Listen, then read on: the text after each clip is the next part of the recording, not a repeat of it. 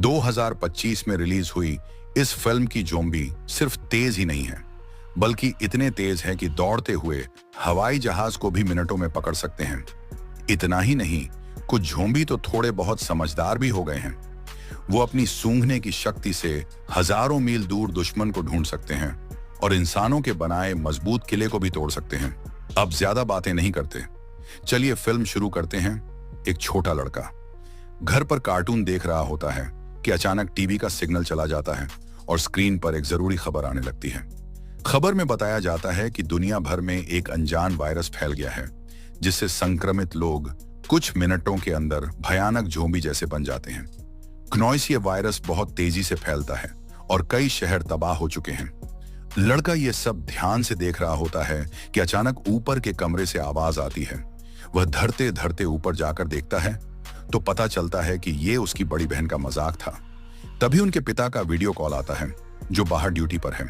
वो अपनी पत्नी और बच्चों को शहर से दूर अपने रिश्तेदारों के घर जाने के लिए कह रहे हैं, क्योंकि इस शहर में भी ज़ॉम्बी वायरस फैल गया था। छोटी लड़की एक भी अपने पिता के हाथ में अपना बनाया हुआ लकी ब्रेसेस देखकर मुस्कुराती है। उधर मां ने सामान पैक कर लिया है।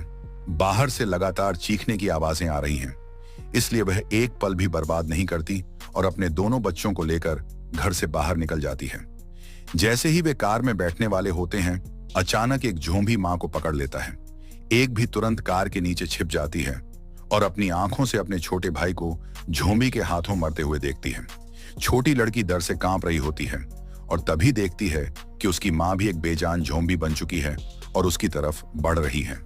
ठीक उसी वक्त कुछ गोलियों की आवाज आती है और एक अंकल फरिश्ते की तरह आकर एबी को बचा लेते हैं। बाद में वह लड़की को कान बंद करने के लिए कहते हैं और उसके ज़ॉम्बी बन चुके छोटे भाई को भी गोली मार देते हैं।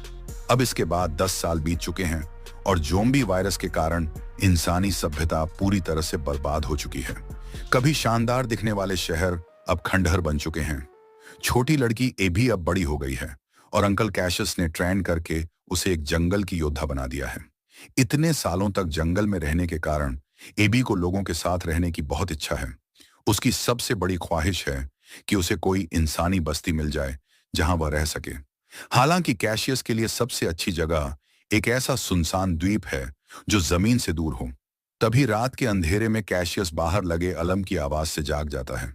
वह सावधानी से अपने तंबू से बाहर निकलकर देखता है तो अंधेरे से एक ज़ॉम्बी उस पर हमला कर देता है, लेकिन कैशियस लगातार गोलियां चलाकर उसे मार देता है।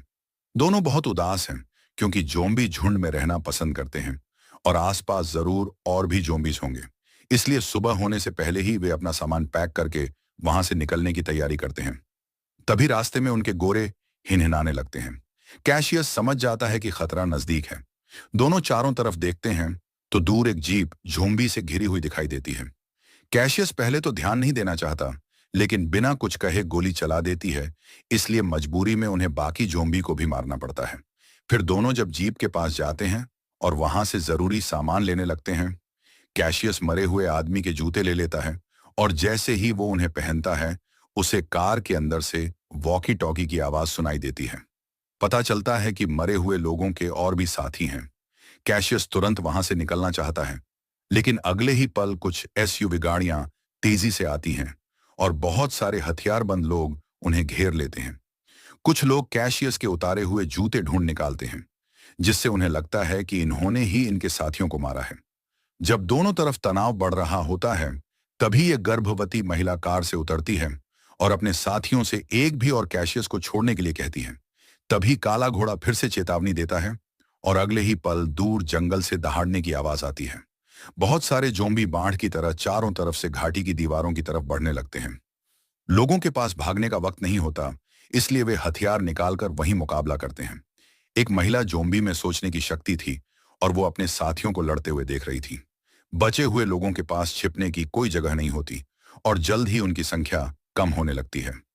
एक मजबूत आदमी बदकिस्मती से ज़ॉम्बी के काटने का शिकार हो जाता है। वह खुद को गोली मारना चाहता है, लेकिन गोलियां खत्म हो जाती हैं। तभी एक भी गर्भवती महिला को पकड़कर जीप में बैठाती है। कैशियस लड़ते हुए पीछे हटता है और उस समझदार महिला ज़ॉम्बी को मार देता है।